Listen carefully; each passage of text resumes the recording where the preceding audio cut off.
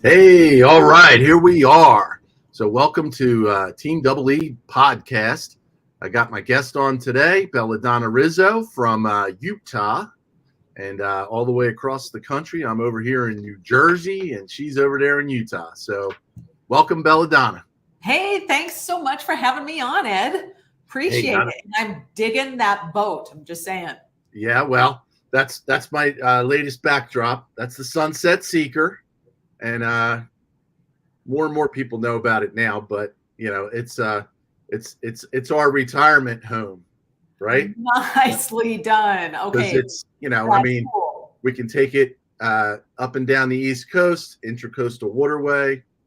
We're going to do a trip, so if you're, I told Jay Kinder this when he came on a few weeks ago. I told him we were doing something called the Great Loop, and he like freaked out. He's like, "No, you're doing the Great Loop! Holy crap!" It's like, so you probably never heard of it, I especially haven't.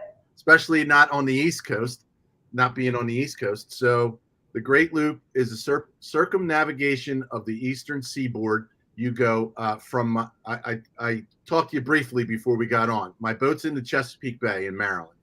So we go around you cut through Delaware, Delaware Bay, you go around New Jersey, go past the Statue of Liberty, you go up the Hudson River. I can't wait to take pictures of my boat in front of the Statue of Liberty, man. That's going to be cool. Yeah, you got to get a buddy boat to take pictures of you. Yeah, and right. You take pictures of them.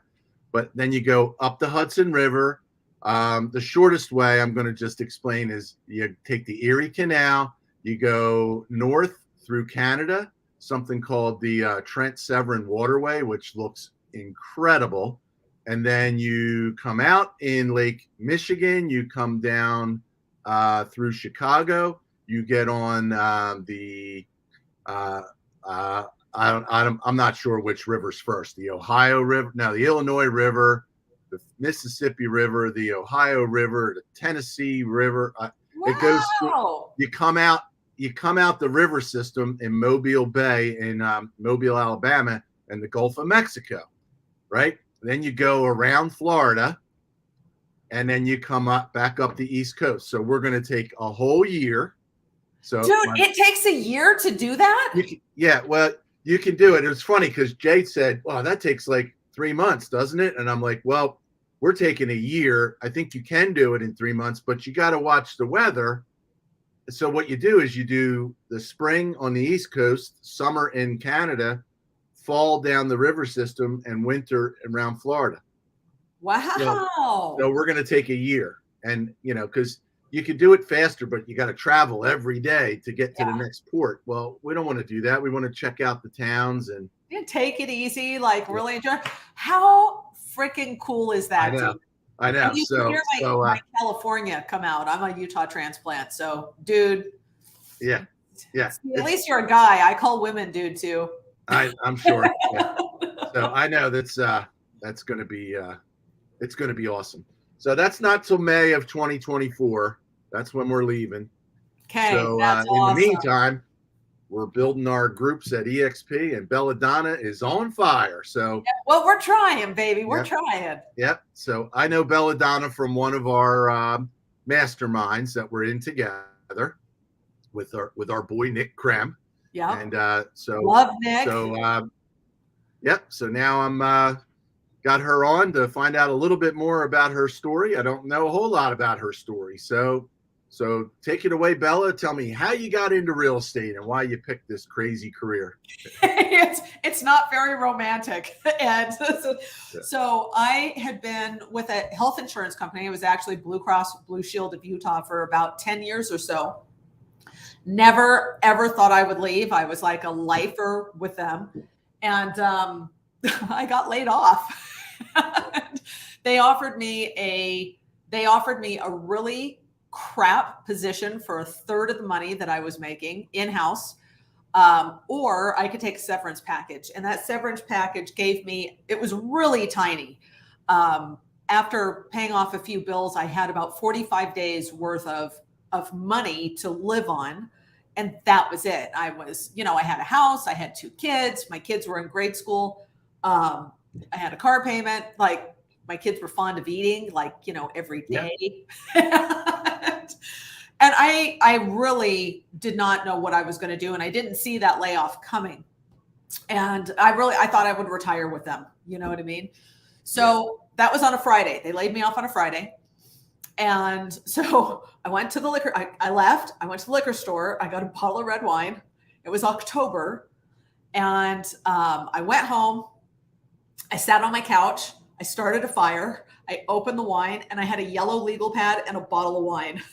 And I literally started writing out. And I was kind of traumatized by the whole thing. And so I started with, okay, what the hell am I going to do that's going to earn enough money to be able to support my family? And I started with the things that I was never going to put up with again. Like, I was never, ever going to work for a company. I was never going to be employed by somebody who could fire me. That was number one on my list. Number two was I wanted to have unlimited income potential, because I was already starting to bump against a lot of income ceilings in that corporate position. Number three was I wanted control of my schedule. And so, I didn't want to have to beg for permission or take paid time off to go like catch my kid's softball game or whatever. Do you know what I mean? Yeah, definitely. So those were the big three. And then the fourth one was I had to be able to make 6 figures a year. I had to, like, just to survive. And so I'm like, okay, what the hell do I do that fits that? And I started going down the list, and I was like, well, I probably have to go into sales. I don't have a college degree. I'm like, well, sales is probably it. And I'm like, well, what can I sell that would make? I'm like, well, I'm not going to sell cars. That's out. Well, I came from the health insurance world, and I know, like, people might not know this, but durable medical equipment, you can make huge commissions selling equipment to hospitals, like MRI machines and CAT scans and stuff like that. It's a big business. Wow. But the problem is they travel like crazy. Like, you're in charge of territories that are multiple states. And I had little kids. I'm like, well, shit, that's probably not going to work. And then the same problem, pharmaceutical sales. And this was when pharmaceutical sales were like booming. And they used to be good. They would make so much money. And I'm pretty sure that the way they sold stuff, besides going to doctors' offices and taking them on trips, was, they would throw giant parties.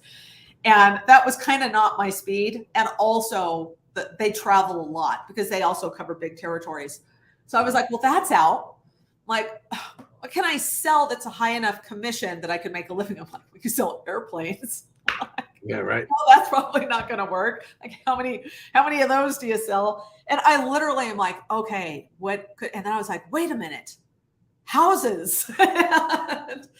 So I literally just came up with, it was and I know it's not very romantic. A lot of people are like, I love houses, and I just want to help people. And and I was like, dude, I needed to survive. And I needed something that was going to meet all my other criteria, that would let me work for myself. And behind that, I had my own business at one point that failed. I started up a little business. My partner turned out to be a professional con artist. I kid you not. He was wanted in 3 states. Wow. I found that out after he embezzled all the money from the business. And so I had no startup money. I had no ability to go start a traditional business, especially not a brick and mortar. That was like out of the question. So so once I made the decision, like, everything clicked for me. And I really felt like, whoa, this was what I was supposed to go do. So that was Friday night. I finished the bottle of wine. And Saturday morning, I was in real estate school at their first class at like 8 a.m. I literally signed up that night before I went to bed. And I was at that first class that morning. And, 2 weeks later, I had a real estate license. Yeah. And showed up to work, showed up to the office, because that's what you do when you have a job. You show up every day to the office, and that's what I was used to doing. And there was nobody there, dude. It was empty. It was empty. It was this huge office, and it was empty. There was one guy there. Now, I had bad timing. In their defense, most of the office was at a Mike Ferry event. And so but I literally show up. And I kept getting told and told and told by all these people that, it's going to be 6 months before you get your first paycheck in real estate. I was like, bullshit, it's going to be 6 months. I got 45 days worth of money. So I better have a paycheck in 45 days. And so there was one guy in the office that day when I showed up. I still remember him to this day. Like, Kevin, if you're watching this, bro, I love you. Yeah. He was actually their trainer, their staff trainer. And I just walked in and said, okay, I'm brand new. I just started here today. What do I do? And he was like, well, are you willing to make phone calls? And I said, I will stand on my head in the corner if that will get me a paycheck. And he was like, okay. He said, well, I'll tell you what, I'm going to give you a list of people you can call. And then I was like, okay, what do I say to them? Like, what do I say? And he said, don't worry about it. We have some scripts, like, because they're Mike Ferry, right? So thank God, like, they had that piece of it handled. And he said, okay, he goes, I'm going to print you out some numbers. Here they are. And I'm like, okay, what are these? And he said, they're called FSBOs. I was like, what's that? And he said, well, these are people that are trying to sell their home, but they don't have an agent yet. And I'm like, okay, and I'm allowed to call them? He was like, yeah. And I'm like, so what do I do? And he goes, well, you're going to try and set a listing appointment with them.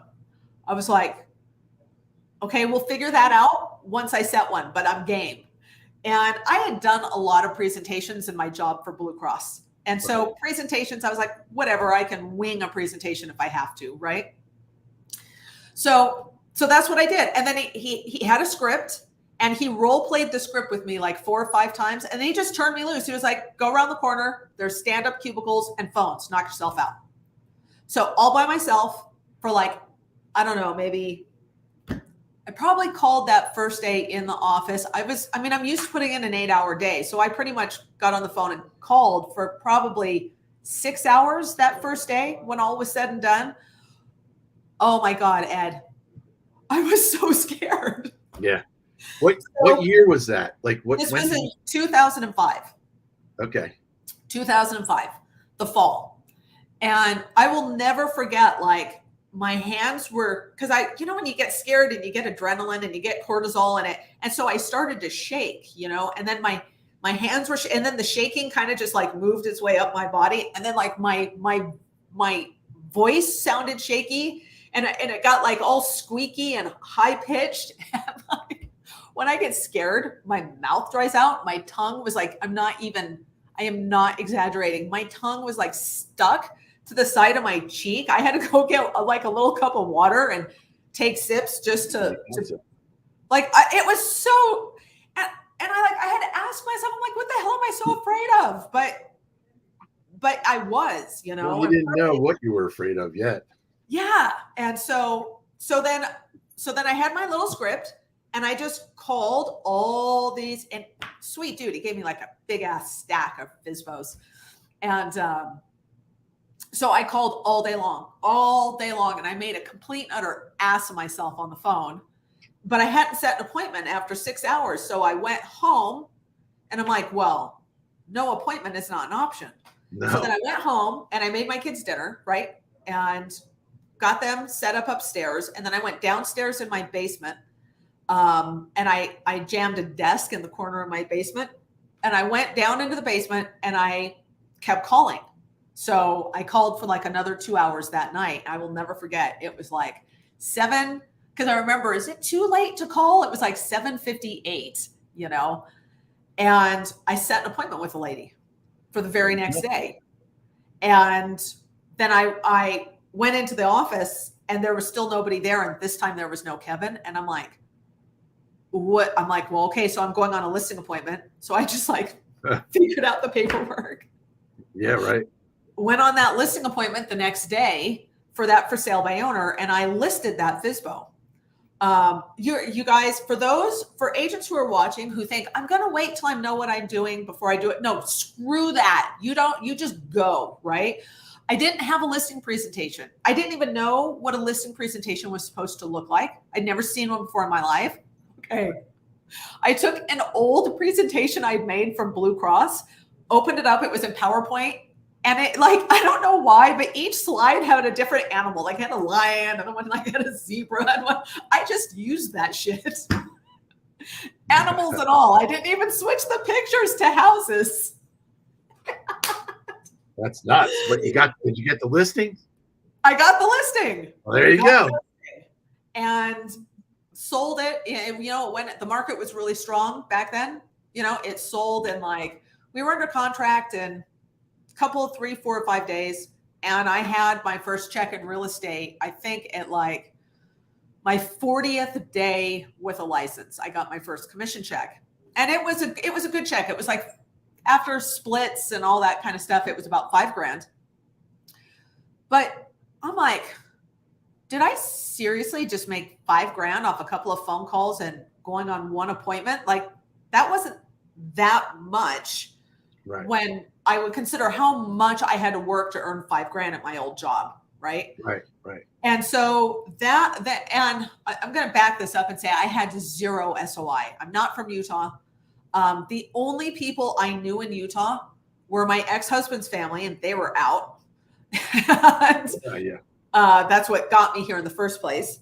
And the people that I worked with. But if you don't know, health insurance buildings are locked down like nuclear vaults, man, because we deal with so much sensitive information, sensitive medical information, and people's social security numbers. So the minute you don't work there, you can never get back in the building again. And so, you know, it didn't occur to me to walk around and try and get all of my coworkers' names and phone numbers and emails. So sure. And by the way, for those that are listening, I don't think Facebook had been invented yet. Like it was still MySpace or something. Yeah. You know well, it wasn't. It wasn't. Well, it's not like you could just jump on social media and make an announcement that you changed careers. Just one day you're gone, and they're like, "Well, where'd she go?" You know what I mean? So, so that's what I did for the rest of my career. Pretty much, is I just called for sale by owners, and it gets a little funnier from there. But I'll take a break. See if you have any questions. Yeah. No, that's interesting that, you know, you just dove right in and figured it out. So yeah, I'm assuming you started as a solo agent. Yes. And then at some point, when did you start growing? Did you ever grow into it having your own team? So I never went the team. Well, that's really right. Big one. A really big one is called a brokerage. So what I ended up doing was I didn't know what real estate teams were. If I had known, I might have joined one early on. As it is, I'm actually very glad that I didn't. The path I took was the right path for me. I am freaking awful at doing what I'm told. And so I am sure I probably would have been thrown off a team for not following strict protocol. You know what I mean? Yep. But I think in my first year, my first year was not like spectacular. I think I sold, I honestly can't remember. It was fewer than 20. I think I came in at like 17 homes my first year. So I clocked a little more than one a month, right? But still, my first year in real estate, I made 6 figures.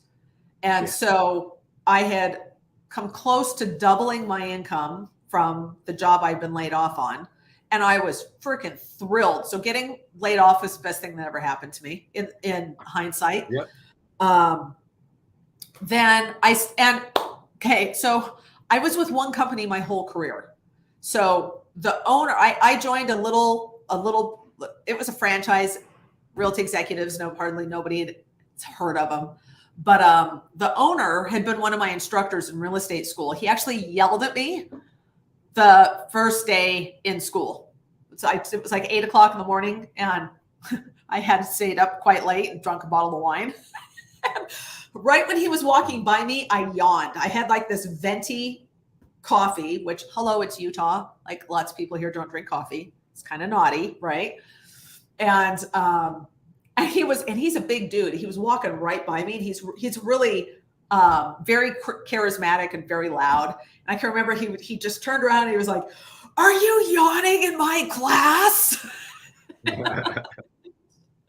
Yeah. So, well, it's 8 o'clock in the morning. Yeah. I think that's pretty much what I said. I was like, "Bro, it's 8 a.m. I'm here. That's good enough for now. Right. Needless to say, I joined his brokerage. He owned this local franchise. Was a great choice for me. I actually think it's hard to know, but I think if I hadn't started out the way I did with just like hammering those phones, which was what was available to me back then, I don't know that I'd have survived in real estate. I think I might have run out of money before I ran out of time. Do you know what I mean? Yeah. And been forced back into a W-2 world. So I stayed with him for like my entire career. And he had a partner with that first brokerage, and they went their separate ways. He had a 2-year non-compete, so he couldn't open another real estate brokerage. He had to wait 2 years. He went back to selling. I skedaddled to Coldwell Banker for a couple of years. And then the minute he opened his next brokerage, I came back. So that was in 2009. And I worked straight through the market crash. And I did FSBOs expired the entire time during the market crash of, 07 through, 2014 when it finally turned around. I actually did really well during the crash. My business grew. My workload doubled. I mean, I had to work far more to get the same number of appointments, but there were 2/3 less agents in Utah, so it worked out. Yeah. But when my old owner he restarted this tiny ass little company called Everest Realty Group. It was 2009. And in Utah, man, we were in the thick of the crash in 2009. I can remember in 1 month, 12 of my clients lost their jobs in 1 month. And like, it was just utter chaos for everybody at that time. You know what I mean? And then the short sales and, everything. So he'd reached out to me and been like, hey, come back and work with me again. And I'm like, bro, I'm at like this sweet company. Coldwell Banker is a great firm. I had a really nice office. I'm like, he had 18 agents at the time, and they were all crammed into this shitty little like Class B office space, right?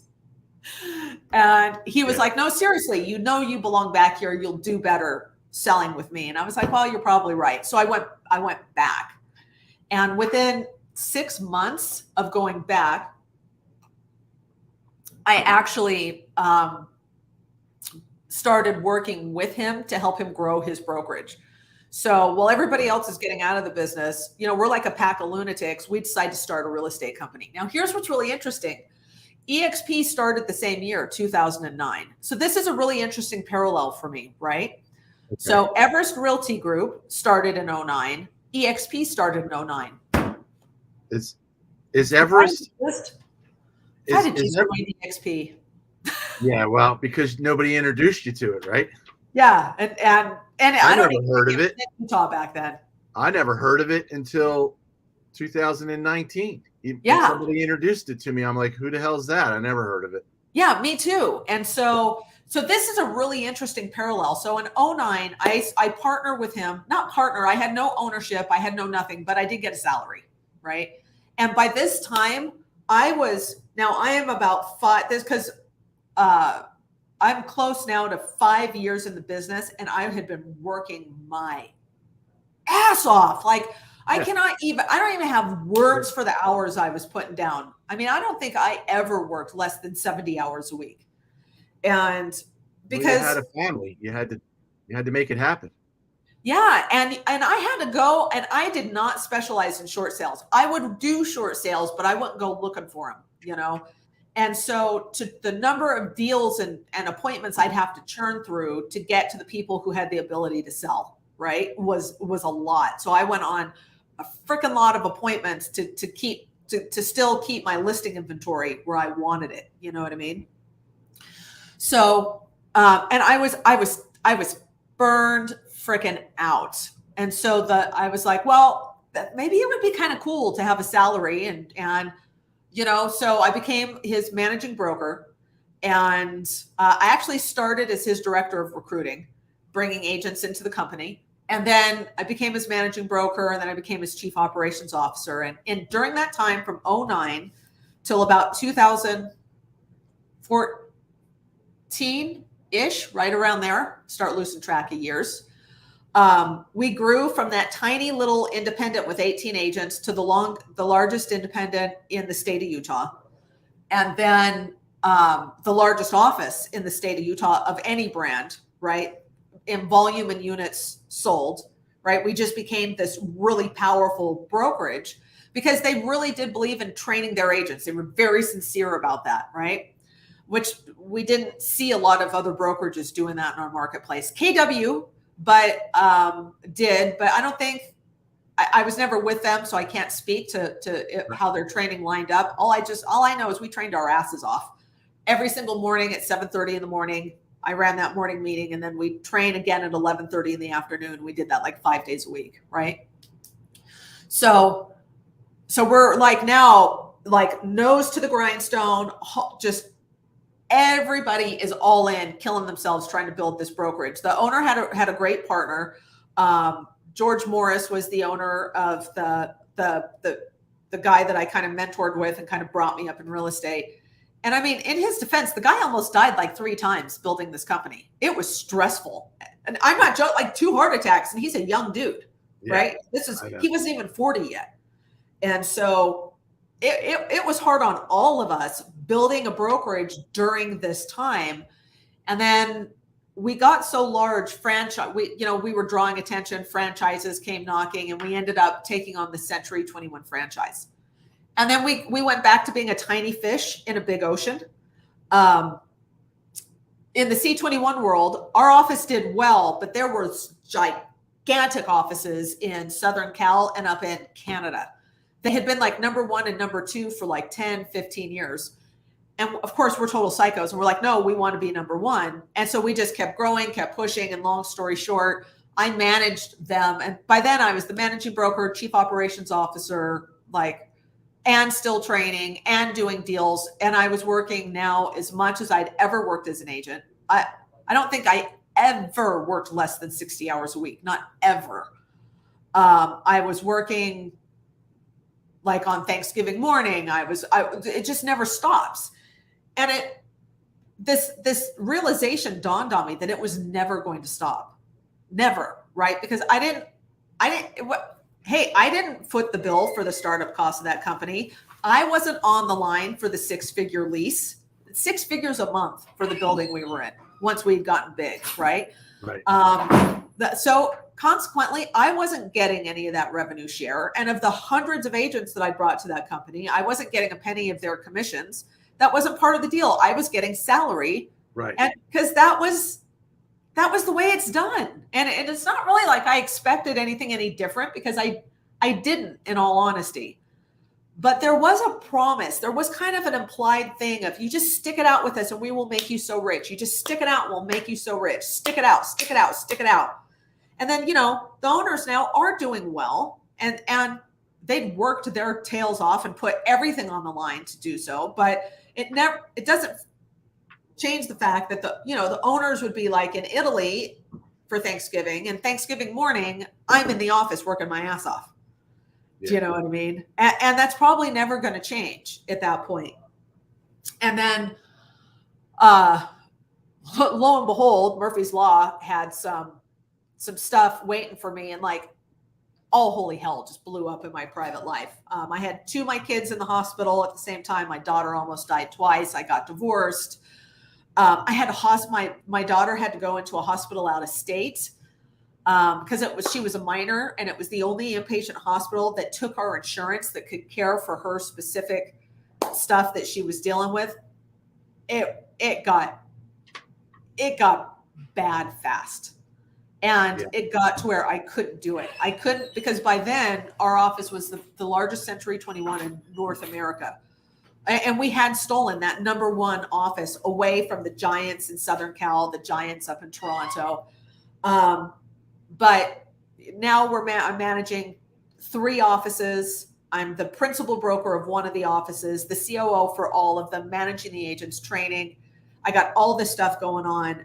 And I was like, if I could have fit it into my schedule, I would have had a nervous breakdown. I just couldn't fit it in. Right. But all joking aside, it did all come crashing down around my ears. I had to walk away from that position. I quit once, and George drugged me into an office and locked the door and kept me in there for 4 hours and talked me off the ledge. And he doesn't swear a lot. He's a good guy. And so, when he says you're being a goddamn idiot, that's strong language for him. So he was like, you can't quit. And so I stayed on. And then later that month, again, my daughter had another giant issue, put her back in the hospital, almost died a second time. I was literally following the ambulance, behind the ambulance, on the phone to my office manager, trying to walk her through onboarding the agents that we'd recruited that month. And I'm like, this is fucking insane. I can't do this anymore. No. So, and during all that time, I took exactly 1 day off. One. Yeah. And so I'm like, it's got to go. So that time when I quit, they let me quit. And I was actually so fried, I left the brokerage. I just left. And I just set up a little one-woman shop under my own name. And I had no agents, no assistants, no nothing. Just me, like in the peace of my house, running my business. But like after a year, it sucked. It sucked. And I called him up and said, hey, can I come back? He was like, get your ass back here. Like, come home. He's like, I got a sweet office for you. Just come back. And so I went back, and now I was back in full-time sales after years of managing. I had the SOI I had taken all that time to build was gone. Yep. Because I gave a big chunk of it to my ex-husband in the divorce, because he was a broker at my same office. Oh, okay. And I was a non-competing manager. It only seemed fair. I'm like, just take them. I'm not going to take care of these people anyway. I know you will. Take them. Right. Words to the wise. Don't give away your SOI. Well, you're not the only one. I did the same thing. I managed an office too, and I have another broker on my team that she managed an office too. That's what you do. You just give up your SOI. You do, to manage. And a lot of people don't realize that, right? That is one. And so if you ever go back, God help you. If you can't resurrect that list, you're so screwed. So here I am. You don't think you're going back. You don't. No, you don't. You think you're, this is the new path that I'm on. And it's, and then you realize it's like, well, hold on. The agents are making more money than I am. Oh, they were all making so much more money than I was, like 3-4 times more money than I was. I had basically sold out, because that's what I did. I mean, let's call it what it is. I sold out for a check because I was so tired. Yeah. Right. It's just, that's the truth. And it was fun building a company. I will say, oh my God, I loved recruiting. I thought that was so much fun. Right. And a little bit of security and like health insurance. Like twice my savings got wiped out by health bills because I was uninsurable at the time when I was still selling. So it just felt like a place that I could go and I could be safe and still stay in my career. Right. Well, it turned out not to be safe at all.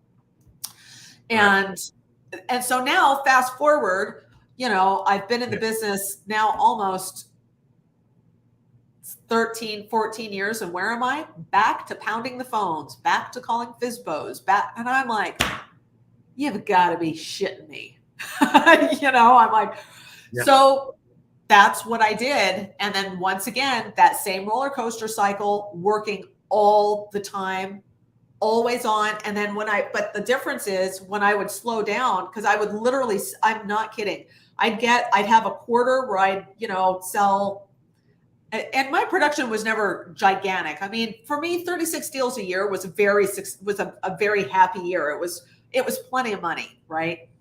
But I wouldn't do 36 stretched out through the year. I'd do like 10, shut it down, take a breather, ramp it back up, 10, shut it down. It's like exhausting. So I would just have this constant like up and down thing going on. And then I finally just said, that's it. I've had enough. I'm just going to start a team. Like I run this whole damn brokerage. I can run a freaking team. but I didn't want to do it by myself. And I had some partners. My next door neighbor in the office, our walls were so thin, we would just talk to each other through the walls. We didn't even have to get out of our chair, right? Now, he would make fun of me on a regular basis. He'd come into my office. I have this, like, I don't know if can you see my big blackboard there? Yeah. That same blackboard, he'd come in and he'd be like, hey, Bella, so I just did this wholesale deal and I did this and I did this. Here, can I show you on your board? I just made 6 figures. And he'd make $100,000 in like 7 days. You know what I mean? And I was like, Jesus, Brian, how are you doing that? Furthermore, get out of my office. I'm on the phone making calls. You know what I mean? So he and I and a couple of other people teamed up to create a real estate team. None of us wanted to manage the team exclusively. None of us. But we thought if we spread the management responsibility across several people, it would be not such a burden on any one of us. And so we fired up the team, fired up the website, the CRM, ad spend. We were not a big spending team. I mean, we were only spending about 10 to 15,000 a month in ad spend. I say only, but big teams, you know, there are big teams spending 6 figures a month on ad spend, you know, but still 10 to 15,000 a month where you're paying that. And that's before all the overhead. That's just the advertising budget, you know, and then training agents like crazy and then being on call 24/7 because all the agents were new, right? So then I'm on Zoom calls at 11 o'clock at night on a Sunday, walking a new agent through an offer because it's got to get in tonight because highest and best is due at 9 a.m. Monday, right? So it was not the exit that I had hoped. It was not the solution that I had hoped that was going to let me have a life and still have an income. Do you know what I mean? And it was right about that time. We'd had the team for about a year. And then the other thing is it's real hard to have a big team with these franchises. It's goddamn hard because the fees are exorbitant. You've got a franchise fee and you've got a desk fee and you've got a transaction fee. And then the splits aren't that great. By the time you take your cut from your people and then they pay all of that money out to the brokerage, you know, they're left with very little. Right. I actually never felt good about that. Never. And furthermore, it made it so that the minute people were really starting to become profitable and self-sufficient and they could handle their deals, they would leave. They jump off your team. And I can't blame them. Like I would have done the same thing. I'd have been like, I'm out the second I could get out, you know? Yeah. So we were like, oh, okay, man, how are we going to do this? How are we going to incentivize them to stay? And right about that time, we were switching platforms. And now this is really interesting. Okay. We went to a couple of the big team leaders at the brokerage who were friends, who I had helped them staff their teams, some of them by, you know, because we're recruiting. And so we would recruit to their teams for them to help them out, you know, not to mention being a managing broker, you help them the deal fix and all that. And not to mention a lot of the burden of training their agents fell on us. That was also one of the advantages. So we really helped those team leaders out a lot, in my opinion. Sure. So, you know, we're really struggling with finding the right system and the right combination of ad spend. Like how much do we put on PPC? How much do we put on Facebook ads? What's the breakdown? What's the best like target to run after? And I'm like, well, I'm going to reach out to some of these guys and ask them. And they were really good about taking our meeting. And they were open about discussing like how they would, you know, how they would train their team and how they'd structure their team. But you want to talk to them about systems, ad spend, Facebook breakdown, God forbid, keywords. Oh, hell no. None of it. And they would just say, we don't talk about that with anybody. And I'm like, seriously? Like, seriously? I'm like, dude, seriously, it's me. Come on. And they're like, sorry, Bella, we love you. It's not that we don't like you, but we don't talk about that with anybody. And, and it's a big secret. And so I'm like, boy, that's gratitude for you. So I'm like, well, I'll remember that. I am Sicilian. Like one day you'll come to me asking for a favor. Yeah. So yeah. So when did you get introduced to EXP with all this mess going on? well, here's the thing. So my partner, who was the investor, he was the biggest short sale agent in the state of Utah during the crash. He was really good friends with a couple of guys named Kevin and Fred, who were the biggest short sale, had the biggest short sale agent team in Phoenix at the time of the crash. And Brian said, hey, why don't you he was like, they're such nice guys. Call them up and see if they'll talk to you about it. And he just gave me their number, didn't make an introduction, didn't like reach out to them, just gave me a number. And I'm like, okay, I'm going to call this guy named Fred. It was Fred Weaver. I am not like, Ed, after everything I had gone through, I cannot even tell you, I'm a total stranger out of the blue calling, right? He told me everything. He gave me so much of his time. He told me what they were doing, how they were breaking down, what systems they were using. I'd been going through systems, so we were like having nerdy systems talk.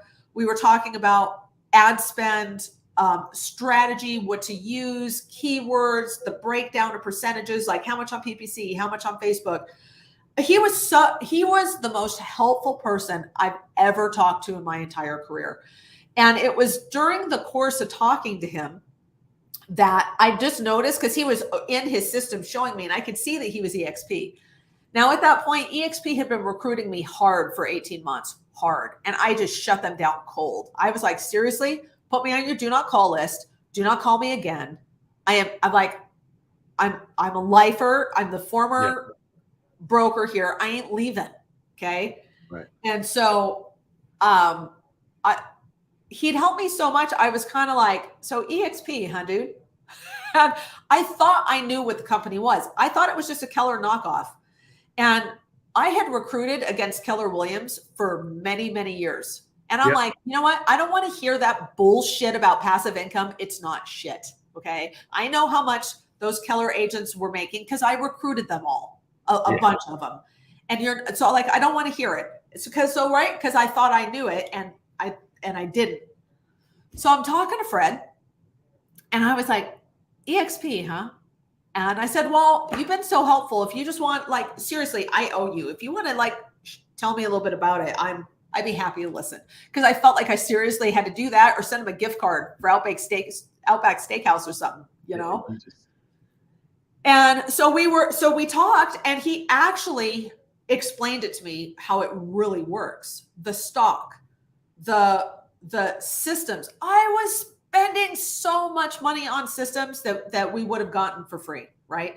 The training. Oh, sweet Jesus, the amount of time I was spending training all of these new agents. But then when he got to the revenue share, that's where I was really skeptical. And I was like, dude, seriously? I was like, seriously? Yeah. And so he broke it down for me and he was like, no, Bella, it's based on revenue, not profit. And then he showed me the breakdown. And when you could just feel like, when you've had too much to drink and you stand up and like the whole world kind of moves just a little. I kind of got that feeling. I'm not kidding you. And I said, are we allowed to talk numbers, like actual numbers? Maybe I'll just do you it. And I? Yeah. So I don't care. That's up to you. I asked Fred, I said, hey, dude, like not for nothing. I don't mean to be rude and you're free to tell me no, but could you share with me, like, what are you doing in revenue share? And he goes, I'm happy to share it with you. And he'd been in like 3 years, 2 years, 3 years. They hadn't been in very long. And he logged in to his dashboard. I could just, like, there was no fakery. We were on a Zoom call. He shared a screen and he logged in. And I see this big $60,000 number in the middle of the screen. And I was like, dude, are you making, I said, is that real? Are you making $60,000 a year in revenue share? And he's a humble guy, right? And so he was even like a little like apologetic. And he goes, no, Bella, that's a month. Yeah. Okay, then like every swear word I knew came out of my mouth. I jumped out of my chair. I'm not even kidding. I was, holy Jesus Christ. You know what I mean? I had a few other words scattered in there. I literally leaped out of my chair and then sat back down. And I was like, are you kidding me? And he was like, no, let me show you. Like, let me show you how it works. And he broke it all down. And I was like, we're joining. And he laughed and he goes, hey, don't you have to talk to Brian? I said, Brian's a numbers guy. When he sees these numbers, he'll join too. And I said, and if he doesn't, screw it. He can stay at C21 because I'm joining. I'm taking the team with us. And he started laughing because I think he thought I was joking. You know, I was not joking that fast. Like, our whole team, like, bam, over to EXP. And so I literally went from, I'm a lifer. I will never, ever, ever leave this company. I mean, I'd essentially been with the same firm for my whole career, helped built it, had relationships there, could ask for favors. Like the owners and the managers and the staff were personal friends. Like it was so comfy. I was like a little cork in a bottle. You know what I mean? But imagine if it was champagne and you shook that son of a gun and it just blew the cork right out. That's what happened to us.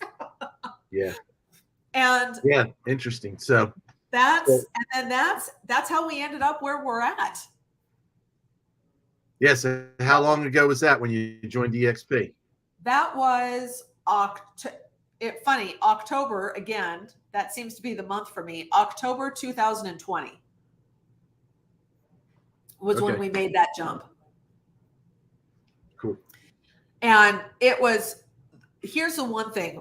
I felt pretty certain that everything that had been shared with me was on the up and up and as promised. But, you know, you don't know until you make a move. You don't know.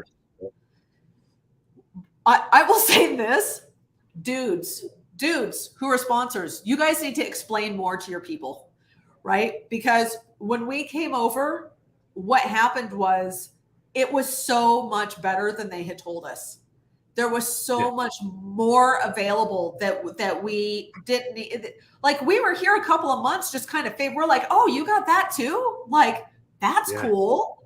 You know what I mean? It was just so much better. And once we got the hang of it, right? We got the hang of the cloud brokerage and we got the hang of how everything worked. Man, it felt like the Blue Cross thing all over again. Like the situation that had kind of forced me into a jackpot in my real estate career, it was the best thing that ever happened to me. Right. Because it pushed us into this company. It was a game changer for us, a game changer. And so, you know, in the time that we've been in, I don't want to talk too much about rev share numbers, but our ability to recruit to the team just skyrocketed because we could offer them such a better deal. Yeah. I will say that after I only kept my team for a year and I literally was so obsessed with rev share. I just said, let's just shut down the team. Let's put the whole team, let's move them onto KV Core. Let's have them set up their own advertising budget, right, for themselves so that they still have their leads coming in, but now they can call them or not call them. I don't have to chase them around like freaking herding chickens to call their leads anymore, right? They're set up. They don't have to pay us a split anymore. They're happy campers. And let's just focus on rev share.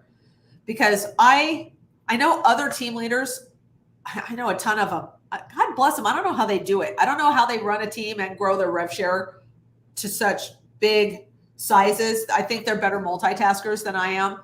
But I'm kind of like all in on one thing. And that was about 1 year ago that we shut the team down. And we've been doing nothing but revenue share ever since. That's been like our core driving focus. Well, just out of curiosity, how many people are in your whole group? So the whole group, now I've got to get a calculator because we just brought on a pretty big team last week. I know that. Yeah, crazy. They're not. I don't think they're showing up on my count yet. Yeah, you don't need it. Oh no. You don't need a calculator. Just tell me what you have on your account. I think we're at 66 in our rev there share. You go. Right. So I'm at I'm closing about 25 that I've personally brought in. Okay. just frontline, right, that I've personally sponsored. And we're looking in the month of August to bring on a second team of about 15 that has committed. They're like, we're coming. Right. And so now I know ain't nothing done until it's done. I know, but you're breathing down the neck of 100. So you've been focusing and working hard while I've been playing around on Sunset Seeker. Well, I've done my fair share of screwing off too. There was a lot of trial and error. I think growing an organization is a little different for everybody. And I've done it before, but I didn't want to follow the old model. My old model when I helped grow C21 was cold call agents. And let me tell you, I had it up to here. I'm not doing it ever again. Right. And so it took us a lot of trial and error to figure out like how to do it. And for us, it's events. Events are it. That's all we do. We just throw events and we make them fun. But what we really focus on is that we make them massively valuable. Like we bring so much content to these events that people will usually leave going, man, I've paid to go to events that did not give me nearly as much as you guys did in that one. I'm like, perfect. That's what we want to hear. Yep. And so that's kind of been our recruiting tool. Yep. So well, I told you it was going to be a half an hour and we're pushing 52 minutes. So I'm sure you got another call coming up. So, hey, it was great chatting with you, learning your story, and you've been on a long journey. It has been, but we're excited to be here. And Ed, thank you so much for having me on.